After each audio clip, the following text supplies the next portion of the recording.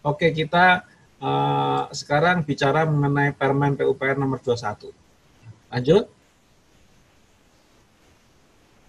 Tujuan pembelajaran. Nah, ini untuk memahami SMKK, memahami standar K4, memahami rancangan konseptual. Nah, ini Pak, masih banyak yang tidak paham tentang rancangan konseptual. Kemudian elemen-elemen SMKK, penerapan SMKK-nya, biaya penerapan SMKK. Nah, ini yang barusan Bapak tanyakan tadi Pak Johardin ya. Pak siapa? Pak Muhammad Faisal. Dan mampu melaksanakan aturan tentang keselamatan konstruksi di tempat kerja. Lanjut. Outline, pendahuluan, terus kemudian SMKK, dan Permen PUPR 21. Nah, ini kita terkait dengan bicara pada level tahap prakonstruksi, tahapan pelaksanaan pekerjaan, tahapan penyelesaian, kemudian kita bicara tentang pembinaan dan pengawasan, dan ketentuan peralihan. Dan lanjut.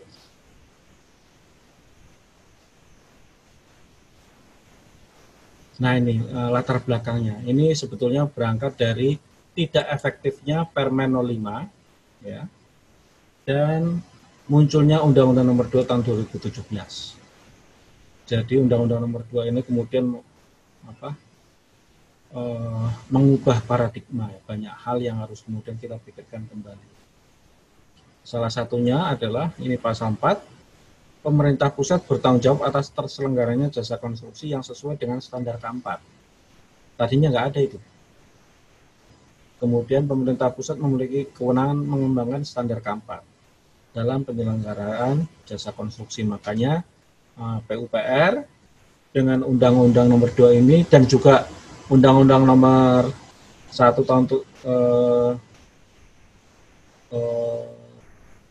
keselamatan kerja dan juga tentang ketenaga kerjaan kita juga diamanahkan sebetulnya. Ya. Kemudian pasal 59 kita tadi sudah bahas pasal 59 standar K4 untuk setiap produk jasa konstruksi diatur oleh Menteri Teknis terkait sesuai dengan kewenangannya. Jadi dengan pasal-pasal ini maka ini menjadi dasar bagi PUPR yang secara khususnya dari saya dan teman-teman untuk menyusun peraturan menteri tentang SMKK. Ya. Jadi ada dasarnya. Jadi kita tidak bisa membuat aturan tanpa dasar. Nah, tadi saya sudah sudah sebutkan dimulainya dari Permen 05 tahun 2014 yang tidak efektif. Mengapa tidak efektif? Ya nggak ada yang baca Pak, karena tidak dicantolkan kemana-mana. Makanya kemudian kita cantolkan ke Permen 07 tahun 2019 yang sekarang berubah menjadi Permen 14 tahun 2020. Nah kalau dulu Permen 05 ini hanya berlaku untuk internal PU ya, Kementerian PU ya, dulu namanya PU. Kemudian pemberlakuan bagi pemerintah daerah bersifat opsional, masih sama sebetulnya. Namun demikian belum mengatur keselamatan konstruksi yang meliputi keselamatan, kesehatan, keamanan, dan keberlanjutan. Pada saat itu melulu hanya bicara mengenai K3. Pak ya. Ini nggak ada ceweknya ya? Ini cowok semua ya Bapak-Bapak? Nggak ada satu. Bu Wiwin? Dada-dada dulu, kelihatan nggak? Jangan-jangan ngantuk nih. Nah, ya. Jadi saya harus ini. Sekarang saya bekerja dari rumah, sharing internet dengan anak saya yang SMA. Nah ini anak saya yang SMA tiap 15 menit itu diingatkan semua itu siswa-siswa SMA itu. Ayo, internetnya dinyalakan, videonya dinyalakan, dipanggil satu-satu Pak.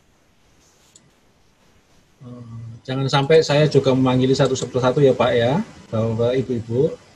Ya, jadi kemudian belum mengatur aspek pembinaan, pengawasan dan pemantauan serta evaluasi keselamatan konstruksi secara nasional itu tidak diatur.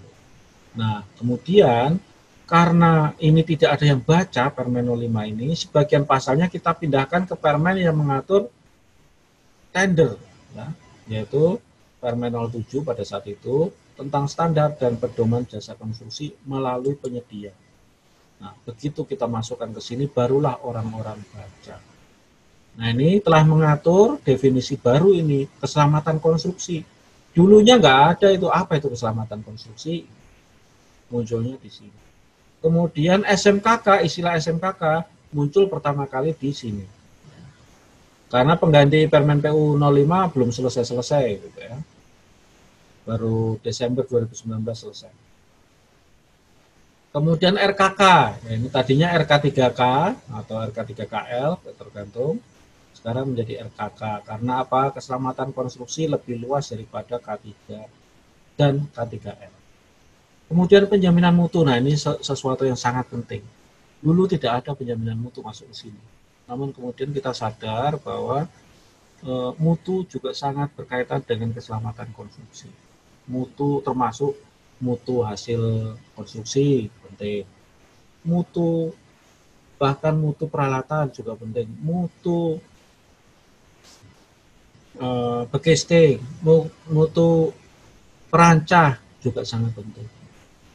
Dan juga ada rencana mutu pelaksanaan konstruksi atau RMPK dan program mutu. Nah, ini juga kita syaratkan selain RKK. Jadi ada RKK, ada RMPK, dan untuk program mutu itu untuk konsultan pengawas dan MK.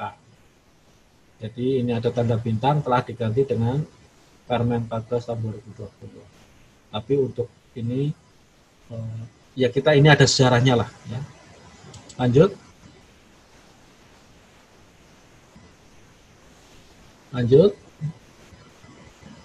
Nah, ini sejarahnya. Nah, ini sekali lagi awalnya adalah Undang-Undang Nomor 2, Pak ya. Di mana di situ mengamanahkan tadi apa? Baik pengguna maupun penyedia jasa menerapkan standar K4.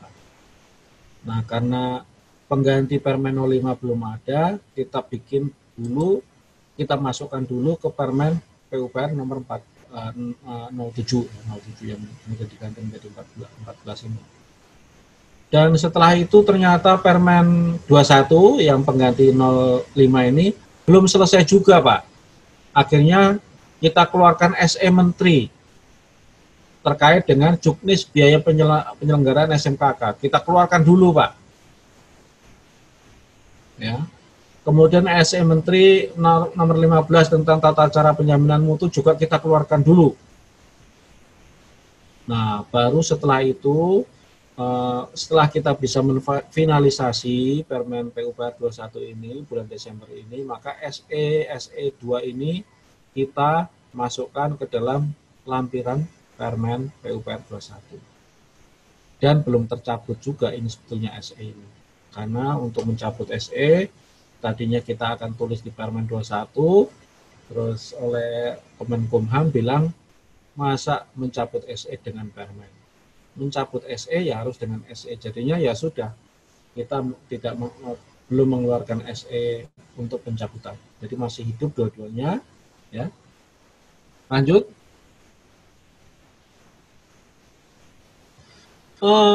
Transformasi judul. Kalau dulu namanya Pedoman Sistem Manajemen Keselamatan dan Kesehatan Kerja SMK 3 Konstruksi Bidang PU, Pak ya. Jadi hanya K3, Pak ya. Hanya K3. Kalau sekarang menjadi Pedoman Sistem Manajemen Keselamatan Konstruksi. Tidak ditulis bidang pekerjaan umum atau bidang PUPR, tidak ada. Artinya apa? Ini berlaku untuk semua pekerjaan konstruksi, bahkan untuk minyak dan gas. Ya, Pak ya. Karena yang menjadi pengampu dunia konstruksi adalah Menteri PUPR. Ya. Ya tentunya kalau minyak dan gas ya berlaku pasti juga sudah masuk juga di aturan mereka, Pak. Karena memang tadi saya bilang aturan mereka itu sudah lebih canggih. Namun demikian ini bunyinya ini sudah tegas, Pak. Berlaku untuk semua ya, yang menyangkut konstruksi. Jadi kalau Permen PU 05 mengatur keselamatan dan kesehatan kerja konstruksi, jadi hanya K3-nya saja. Nah, kemudian juga produk turunannya adalah dari Permen PU05 ini adalah SE Menteri 66.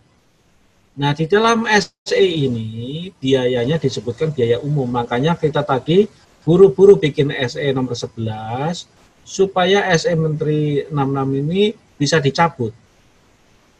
Dan di SE 11 yang masih hidup dan juga masuk ke lampiran 21 itu kita sebutkan biayanya masuk biaya tersendiri. Ini sesuatu yang sangat penting ya Pak ya. Mungkin 40% dari BIMTEK ini adalah biaya ini adalah sesuatu yang saya anggap sangat penting. Nah ini di Permen 21 mengatur keselamatan konstruksi, ya, yang meliputi standar keempat, mengatur penjaminan dan pengendalian mutu. Nah dulu tidak ada itu mutu masuk-masuk. Nah kemudian kementerian lembaga Pemda dan swasta dapat mengatur aturan ini. Pak Joko Putranto, di SMKK ternyata ada redaksi keamanan, apa urgensinya Pak Brawijaya, izin bertanya. Subdit saya namanya keamanan dan keselamatan konstruksi Pak. Keamanan itu di sini terkait ada dua hal. Keamanan itu yang kita masuk di sini bukan keamanan seperti yang menjadi lingkup dari polisi dan tentara Pak, lain Pak ya. Di sini keamanan oke, sama juga kita juga tetap berpikiran untuk menjaga keamanan proyek dari gangguan gangguan siapapun, ada okem masuk ke lapangan itu juga harus juga aman. Namun demikian aman di sini adalah terkait dengan safety factor. Sering Pak banyak yang nekat mengangkat barang, safety faktornya cuma satu. Jadi tidak ada faktor keamanan sama sekali Pak di sana Pak. Kemudian ada juga yang membangun membuat perancah juga asal-asalan. Kemudian seling yang alat berat, selingnya menggunakan dimensi yang tidak dimensinya, diameternya tidak ya kalau perhitungan dengan angka keamanan 1 ya terpenuhi, tapi kan tidak boleh, harus ada faktor keamanan di sana gitu Pak ya, sehingga harus lebih besar lagi seharusnya. Nah ini sering terjadi, kalau seling ini sering terjadi Pak ya. Nah ini di sini keamanannya lebih ke arah sana Pak, bukan keamanan seperti yang menjadi lingkup tentara dan polisi. Walaupun ada kaitannya sedikit. Ya. Nah, kan di dalam proyek kan juga kita harus jangan sampai seperti terjadi Kendari. Ya. Ada preman menuntut supaya anaknya ditugasi sebagai petugas keselamatan konstruksi atau petugas ketiga pada saat itu. Tidak dituruti. Nah ini kemudian si petugas keselamatan petugas K3 ya pada saat itu dikeroyok oleh si preman-preman ini. Kok bisa preman masuk? Nah ini adalah sesuatu hal yang menyangkut keamanan, kok bisa. Dan lebih repotnya lagi yang diberhentikan adalah si petugas keselamatan konstruksinya tadi. Nah ini salah 2 kali. Ya. Kok bisa bagian keamanan kan satpamnya kan ada, kok bisa ini masuk.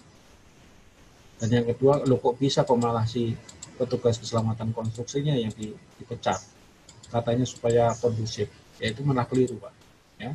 Itu kira-kira. Lanjut, ntar dulu, ini tadi saya sudah bilang, ini di Permen 21 SM PUPR 11 tentang petunjuk teknis biaya penyelenggaraan SMKK. Nah di sini sudah disebut biayanya biaya tersendiri. Kalau SC 15 tata cara penjaminan mutu dan pengendalian mutu. Lanjut, keselamatan lain Pak ya, keamanan keselamatan lain itu definisinya ada di Permen 21 sebetulnya. Ya kalau keselamatan tadi, keselamatan itu ada 4 tadi. Walaupun saling berkaitan, kita harus bisa bedakan. Karena kalau kita bicara mengenai keselamatan keteknikan, di situ ada faktor keamanan, betul. Ya. Namun demikian faktor keamanan tadi akan sangat mempengaruhi keselamatan dari konstruksi dan keselamatan dari pekerjanya pada saat melakukan pekerjaan, contohnya ngecor pilar yang atau balok yang besar 2 meter kali 2,1 kali 1,2 itu di proyek Jakarta International Stadium tuh yang kemarin kecelakaan, 5 orang jatuh, 4 orang jatuh akhirnya pas ngecor ambruk ya. Nah ini dia pakai ini Pak, dia pakai safety harness, tapi safety harnessnya cuma ngatung doang, tidak disambungkan ke lifeline. Nah, lifeline-nya ini ternyata tidak dibikin, keliru. Jadi ngapain dia pakai safety harness? Jatuh aja dia, tidak tertahan.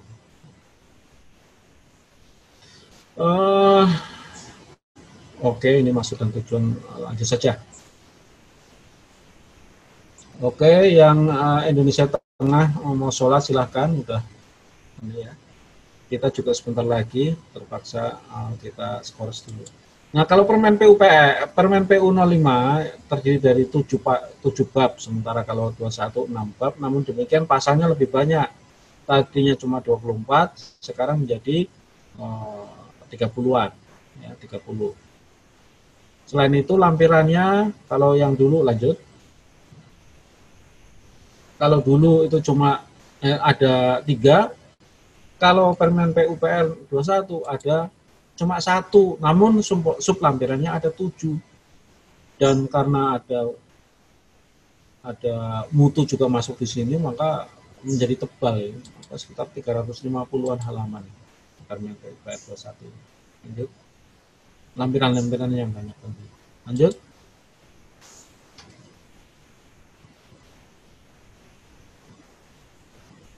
Ini sebetulnya sudah dibahas oleh Pak Direktur kan, tadi ada standar K4, ada keselamatan ada 4 macam kan, bukan hanya K3. Nah ini teknikan, K3, keselamatan lingkungan, dan keselamatan publik.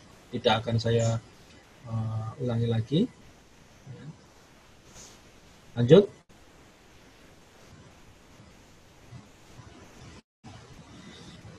Peran dan tanggung jawab. Nah ini untuk pengguna jasa, nah ini ada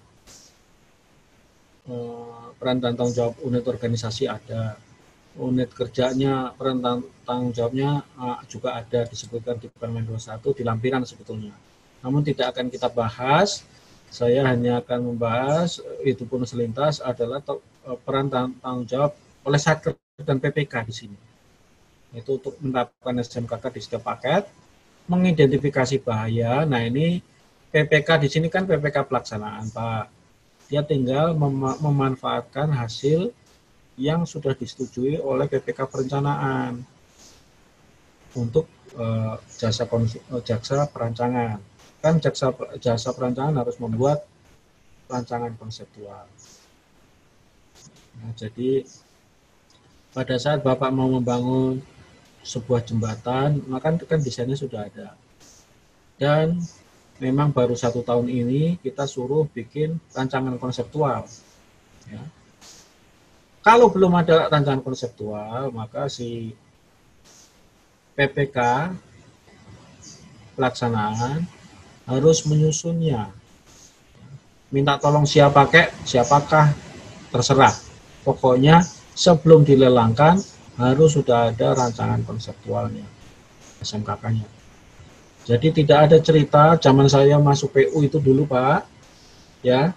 Kalau bikin desain jembatan, gambarnya semua 10 lembar Pak, dan dokumennya cuma dokumen perhitungan doang. Tidak ada bagaimana melaksanakannya, nggak kita bahas. Saya pernah tanya sama atasan saya, loh ini kok nggak ada? Kontraktornya lebih pintar daripada kita. Itu dulu boleh. Sekarang sudah tidak boleh lagi. Ya. Karena ternyata kontraktornya tidak lebih pintar juga. Macam-macam, ada yang pintar, ada yang enggak. Gitu. Kalau tidak kita berikan dokumen yang tadi, nah nanti jadinya kerjanya ngasar. Sesuai dengan pemahaman dia. Pokoknya saya mengerjakan jembatan dengan cara seperti ini. Nah, udah. Kalau pakai ilmu pokoknya kan repot, Pak. Mengidentifikasi dan menetapkan tingkat risiko. Nah, tingkat risiko itu yang menetapkan adalah si PPK. Kemudian menetapkan HPS. Nah, di mana di dalamnya ada biaya penerapan SMKK. Kalau sampai belum ada biaya penerapan SMKK, dokumen tadi akan dikembalikan oleh Pokja. Kalau Pokjanya tidak mengembalikan, kalau ada apa-apa, salahnya Pokja, salah sendiri, syukurin. Dan ini menjadi masalah di tahun 2019. Makanya kita tidak boleh, kita tidak mau hal ini terjadi di tahun ini maupun di tahun 2021 ini ya. Kalau mungkin barangkali ada yang dari Pokja, kalau ada dokumen tidak lengkap terkait dengan biaya penerapan SMKK, balikin saja. Daripada Anda yang disalahkan.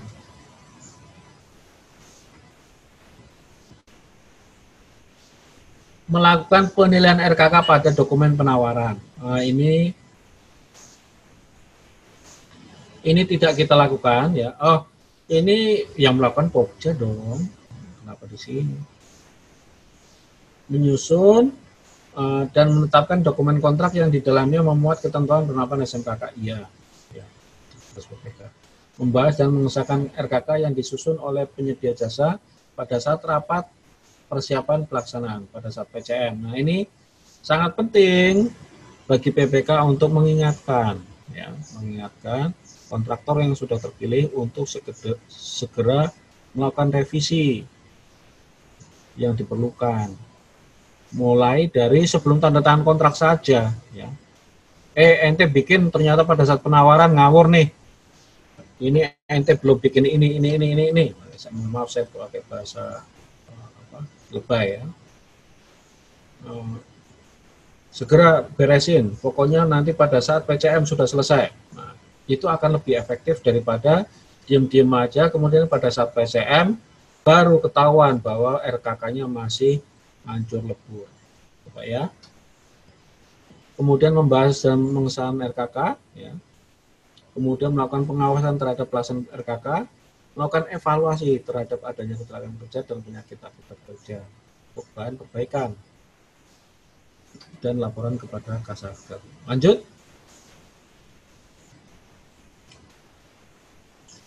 Kemudian melakukan pengawasan pelaksanaan RKK.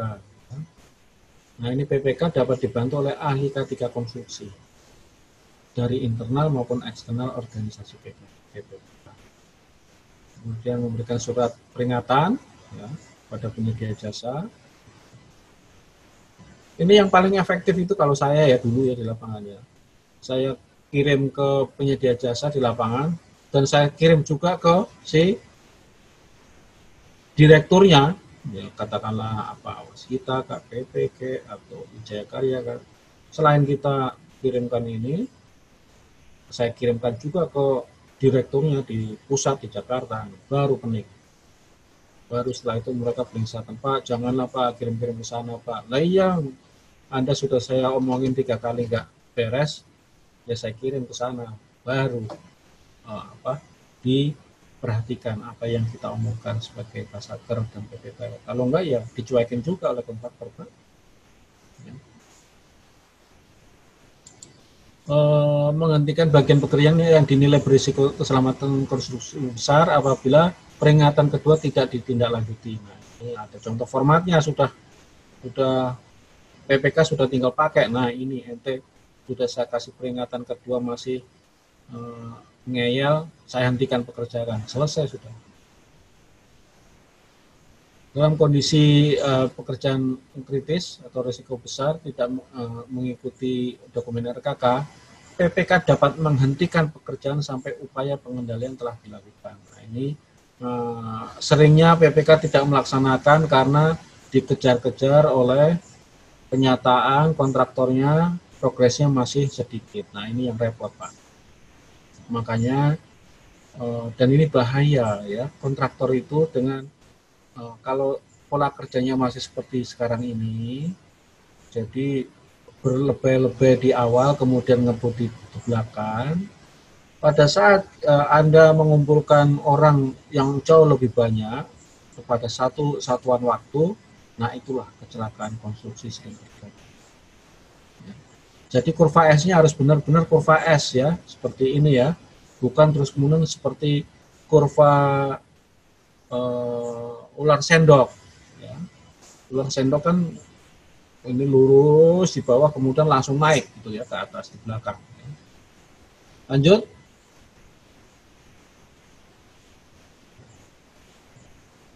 Nah, bertanggung jawab atas terjadinya kecelakaan konstruksi. Nah, ini Pak ya, PPK itu nggak boleh cuma apa katakanlah santai-santai main golf doang itu ke lapangan, tidak. Nah, pada saat terjadi kecelakaan konstruksi, nah yang pertama ditanya itu adalah PPK oleh si pengguna ya, dalam hal ini ada PU ya, yang ditanya duluan adalah PPK. Mana ini? Kenapa terjadi seperti ini? Baru panik. Nah, ini seringnya terjadi seperti itu. Kemudian memberikan surat keterangan nihil kecelakaan kerja. Nah, ini jangan asal ngasih nihil doang, kalau memang terjadi kecelakaan konstruksi ya jangan kasih. Nah, ini memang untuk kontraktor swasta mereka masih tidak begitu peduli dengan surat keterangan nihil ya. Tapi kalau untuk BUMN, nah ini mereka menjadi sangat penting bagi mereka. Kemudian membuat RK kegiatan yang bersifat swasta, membuat analisis, menetapkan risiko pekerjaan konstruksi sedang dan kecil. Nah, ini. Lanjut.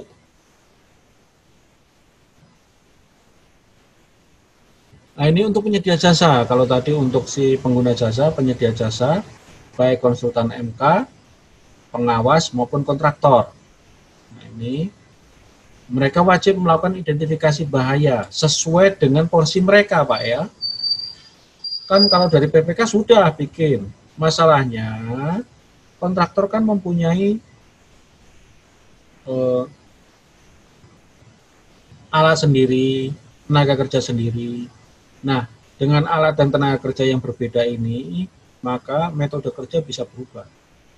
Nah, kalau metode kerja berubah, maka ini kenapa ini Pak Fatur Rahman, Pak Sardan ini salat ya. Video harus nyala ya.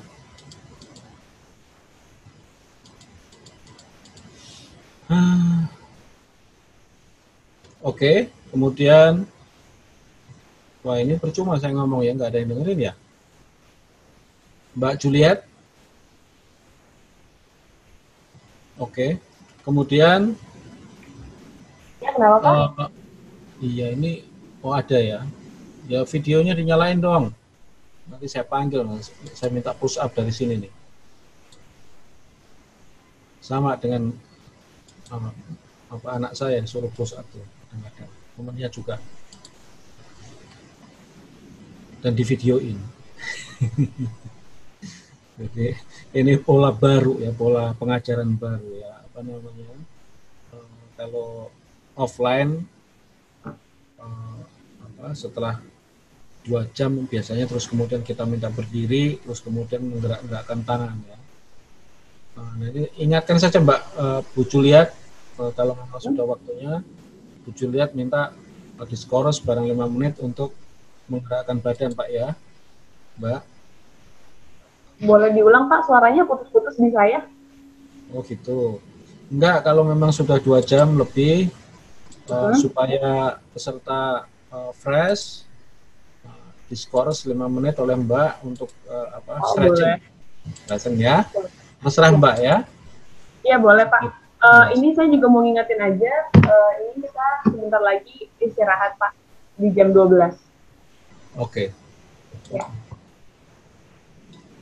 Kemudian penyedia jasa juga wajib ya. Tadi identifikasi bahaya ya, karena menilai risikonya ya. Identifikasi bahaya kan macam-macam. Terus dinilai risikonya. Nah, ini banyak yang tidak paham. Identifikasi bahaya, wah ini pekerjaan pengecoran. Salah satunya terus kemudian terpleset. Nah ini banyak yang tertawa Pak. Nah ini banyak yang tertawa, bahkan juga para senior kami mungkin dapat masukan dari kontraktor yang nggak beres itu, nggak ngerti ya, nggak ngerti. Pak, kenapa ini persyaratan SMKK di tender ini terlalu banyak dan aneh-aneh Pak, masa pekerjaan risiko bahaya terpleset aja dibahas. Nah inilah yang tidak tahu.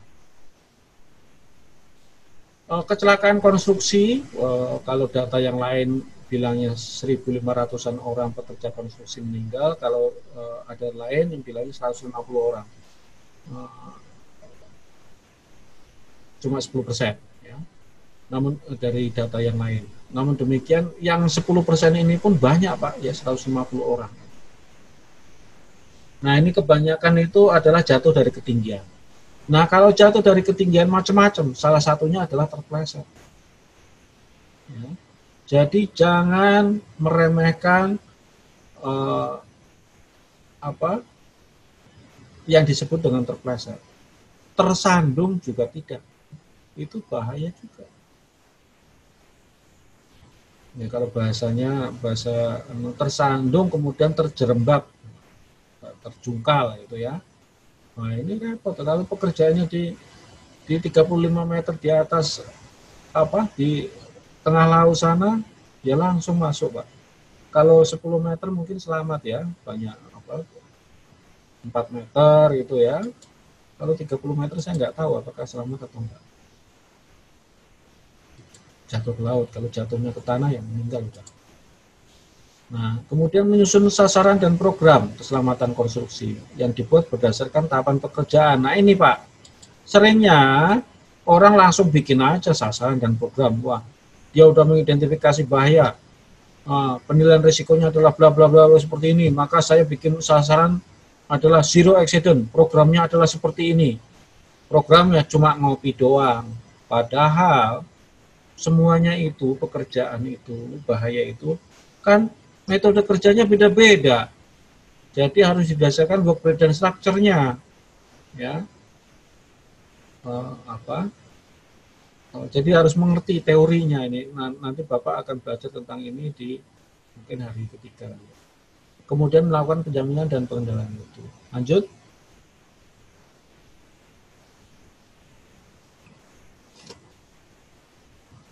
Tahapan pelaksanaan. Nah, ini sangat penting Pak ya. Ini kita bagi menjadi 3. Nah, kita bagi menjadi 3 yaitu tahapan pengkajian dan perencanaan, tahapan perancangan, dan tahapan pembangunan. Sebetulnya pengkajian dan perencanaan kan tahapan terpisah ya. Contohnya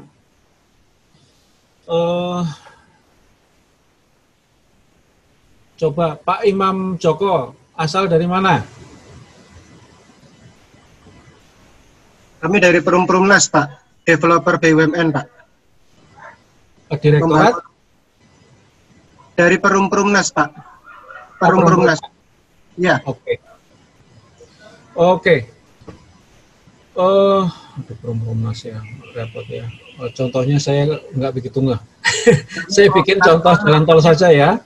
Nah, kami owner Pak untuk bangun rumah landed maupun vertikal. Tapi kami sifatnya owner Pak. Terima kasih. Nah tadi saya sudah sebutkan owner juga harus paham karena selama ini komitmen dari owner itu yang juga kurang. Padahal kita itu pelaku masyarakat kita itu masih pola paternalistik Pak ya Pak Joko. Jadi masih benar-benar tidak melihat aturan tapi melihat pola tingkah laku pimpinan. Ya. Guru kencing berdiri, murid kencing berlari. Nah itu yang terjadi. Makanya komitmen pimpinan sangat penting. Nah, pengkajian, apa sih contohnya pengkajian? Nah, contohnya kalau di Bina Marga dulu ya. Pengkajian adalah contohnya penyusunan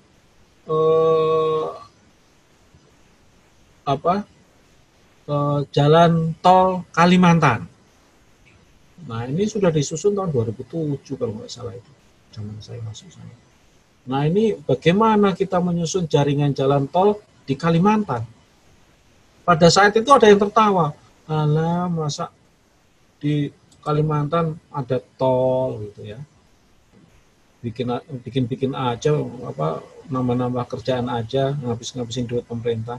Padahal itu adalah sesuatu yang kita akan kerjakan beberapa tahun di atas. Banyak yang tidak paham soal itu. Kemudian penyusunan kajian jaringan jalan tol Sumatera itu tahun 2007 sudah kita buat, Pak. Pembangunannya baru berapa tahun yang lalu, 8 tahun kemudian. Namun demikian konsepnya sudah tahu. Nah, ini kita bikin RIP-nya ada 3, terus kemudian jaringan jalannya dari Lampung sampai Banda Aceh, nah seperti ini. Nah itu sudah ada. RIP-nya itu kemana? RIP-nya seperti Pekanbaru, Padang. Itu, yang ini, yang melintang-melintang itu loh Pak. Itu ada 3. Nah, saya dengar mau ditambah 1. Saya nggak paham. Nah, itu namanya pengkajian. Ya. Kemudian pada tahapan yang lebih detail lagi ada tahapan pra-FS. Kalau tol ya. Nah, setelah pra-FS kemudian ada FS. Nah, bedanya itu di lingkup pendetilan ya. Karena kalau FS itu kalau tol itu dilaksanakan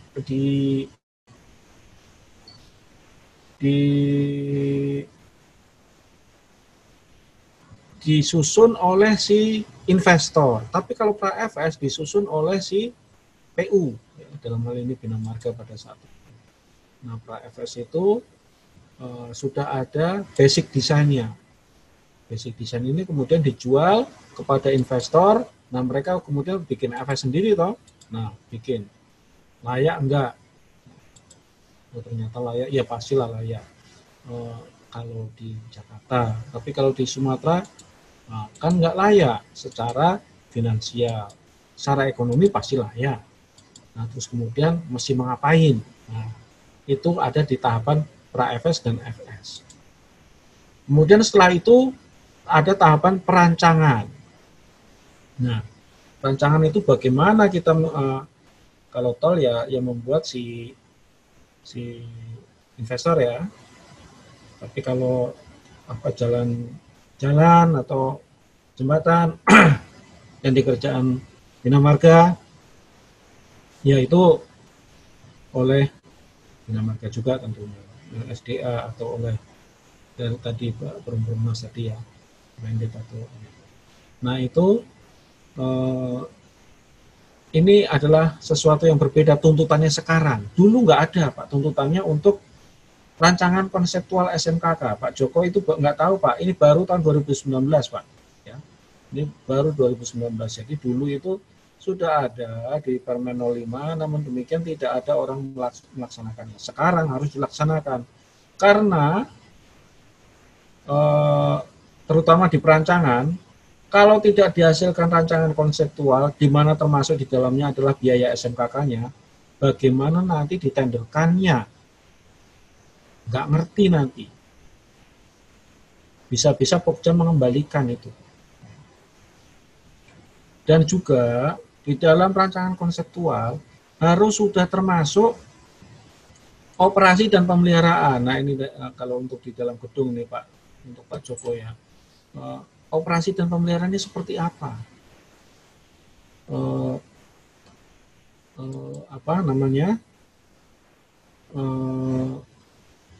Bahkan sebetulnya kita mintakan organisasinya yang diharapkan seperti apa, ini harus sudah dibahas. Untuk yang contohnya jembatan, rancangan konseptualnya. Nah nanti pada saat operasi dan pemeliharaannya harus sudah dibahas, jangan sampai ada pilar 50 meter menjulang tinggi, mengganti bearingnya, nah itu PR sendiri. Kita harus mengundang pendaki gunung atau pendaki ini. Nah ini kan repot Pak. Padahal desain itu harus bisa harus bisa menampung orang dan alat untuk mengganti bearing. Itu harus sudah dipikirkan di awal, dan ini sering terlewat. Nah, termasuk juga biaya SMKK. Biaya SMKK harus sudah dibahas di sini. Nah, kemudian pada tahapan pembangunan, nah ini kita bagi dua, tahapan lelang atau tender dan tahapan pelaksanaan. Di tahapan lelang ada dokumen penawaran teknis, kita bahas nanti 1 jam berikutnya. Dokumen penawaran teknis, dan juga setiap calon penyedia jasa peserta tender tadi harus mengirimkan RKK penawaran. Memang sekarang berdasarkan Permen 14 dilakukan relaksasi, nanti kita bahas di jam berikutnya ya. Karena apa? Ternyata dari pengalaman 2019, baik pengguna jasa maupun penyedia jasa masih tidak begitu ngeh dengan apa itu RKK. Jadi menyusun IBPRP juga ngaco. Jadi terlalu banyak debat antara antara Pokja dengan peserta tender. Namanya juga kontraktor, kalau dikalahkan tetap saja ngotot, padahal sudah dikasih tahu ANT salah. Kenapa bikin IBPRP ini? Terus kemudian, tapi begini-begini. Oh iya, ini memang si Pokjanya juga salah. Nah, yang diambil oleh dia adalah yang akan dituntut oleh dia adalah kesalahan dari Pokja. Padahal dia juga salah, Pak. Ini kejadian, bukan bohong, Pak. Bukan saya bikin ini sekedar contoh, enggak, ini beneran. Jadi dia enggak malu, Pak, bahwa dia itu enggak ngerti. Pokoknya saya akan nuntut. Nah itu ya, penyedia jasa. Nah, jadi dokumen penawaran teknis dan RKK ini kita melakukan relaksasi. Jadi evaluasinya hanya ada dan tidak ada. Nanti kita bahas di jam berikut. Kemudian setelah dinyatakan menang, tadi kan ini RKK penawaran kan dia, dinyatakan menang, tadi kan saya sebutkan, pada saat pre-award meeting, si PPK sebaiknya ngomong, ente, perusahaan X, Anda kan sudah kita nyatakan menang, walaupun belum tender, belum tanda tangan kontrak, katakanlah 3 hari dari sekarang. Ente dari sekarang sudah harus merevisi RKK-nya, ini ente bikin RKK acak adut nih. RKK kan harus nyambung dengan biaya SMKK ya. Biaya SMKK asal nulis, katakanlah mempekerjakan 150 orang. Biaya SMKK naruh helm aja cuma 10 buah. Padahal pekerjanya 150. Itu artinya salah. Dan di RKK kan berbunyi pekerjaan ini dibutuhkan berapa orang dengan metode seperti ini, alat seperti ini sudah ada di RKK. Dengan bahayanya seperti ini, seperti ini, seperti ini. Nah, kalau nggak nyambung ya disuruh nyambungin, ya. Jadi di pre-award meeting dia sudah harus ngomong sehingga si kontraktor yang baru dinyatakan sebagai pemenang mempunyai waktu untuk membahasnya sampai pada tahap PCM. Ya, paling nggak punya waktu 14 hari lah, ya. Ya, itu dari dinyatakan menang sampai ke PCM. Kemudian pada tahapan pelaksanaan tadi selain tadi sudah pada saat pre-award meeting tadi rapat persiapan penandatangan kontrak tadi, selain suruh benerin RKK juga si kontraktor yang baru dinyatakan menang tadi disuruh cepat-cepat bikin RMPK.